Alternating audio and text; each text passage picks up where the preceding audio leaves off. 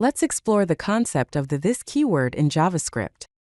It is a crucial element for understanding how context works within your code. We will explore the rules and best practices for its usage. We will delve into different contexts where this behaves uniquely. These include global context, function context, method context, constructor context, event handlers, and arrow functions.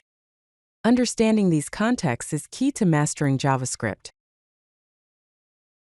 Let's start with the global context. The behavior of this varies between the browser and Node.js environments. In a browser, when not in strict mode, the global this refers to the window object. This means you can access global variables and functions using this. For example, if you declare a variable like globalVar, you can access it using this.globalVar. In Node.js, however, the global this is an empty object.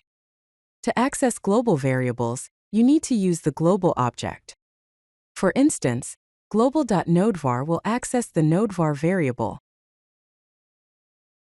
Now let's talk about function context. In regular functions, the value of this is not determined by where the function is defined, but rather by how it is called. In non-strict mode, when a regular function is called directly, this defaults to the global object. However, if strict mode is enabled, this becomes undefined when a regular function is called. A common issue is the loss of this context in callbacks or nested functions. For example, in the code, the increment function is nested inside the counter function. When increment is called, it does not refer to the counter's context, so the count will not get increment. Thus, we need to be careful about the value of this inside regular functions.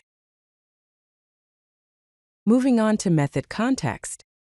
When a function is called as a method of an object, the keyword this refers to that object. For example, in the user object, this .name inside the greet method refers to the name property of the user object. However, be aware that the context can be lost when a method is passed as a callback or stored in a variable. In the example with person, assigning person.sayHi to greet and calling it directly will result in this .name being undefined. This happens because greet is no longer tied to the person object. Next, let's explore constructor context.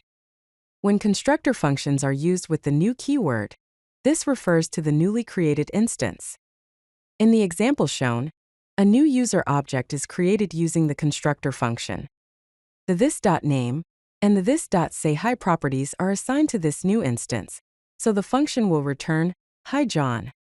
Similarly, in modern JavaScript class syntax also, when we use the new keyword, a new instance of the class is created.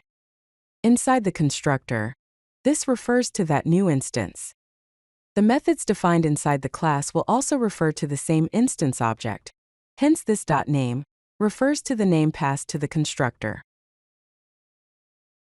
Now let's discuss how this works with event handlers. In traditional DOM event handlers, this refers to the DOM element that triggered the event. In the given example, if the button is clicked, this inside the event listener function refers to the button element itself. Hence, the class list of the button can be toggled. However, in class components like those used in React, event handlers require explicit binding to maintain the correct this context. As shown in the example, the handleClick method needs to be bound to this in the constructor to make sure that this refers to the class instance, or else this.setState will not work.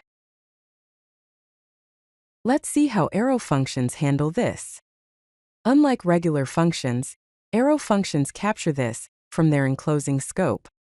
In the first example, this inside the for each callback refers to undefined.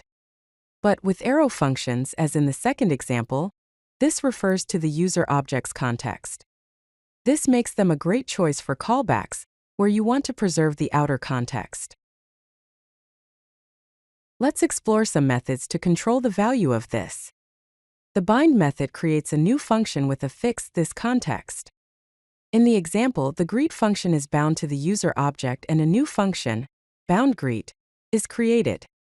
When called, it returns hello John because this now refers to the user object.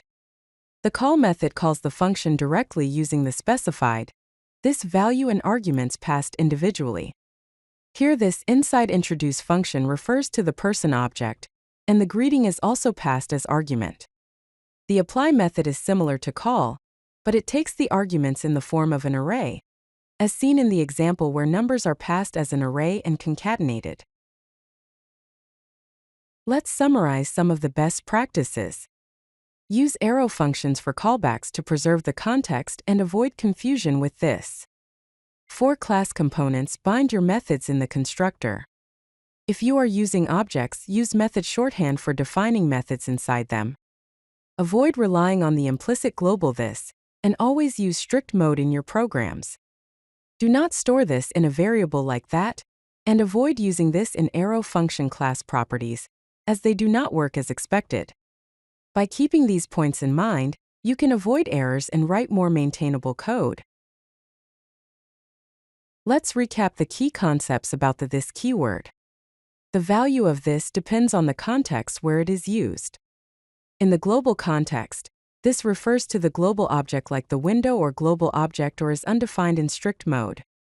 In methods, this refers to the object which owns the method. In constructors, this refers to the new object instance created. Arrow functions lexically bind this to the enclosing scope.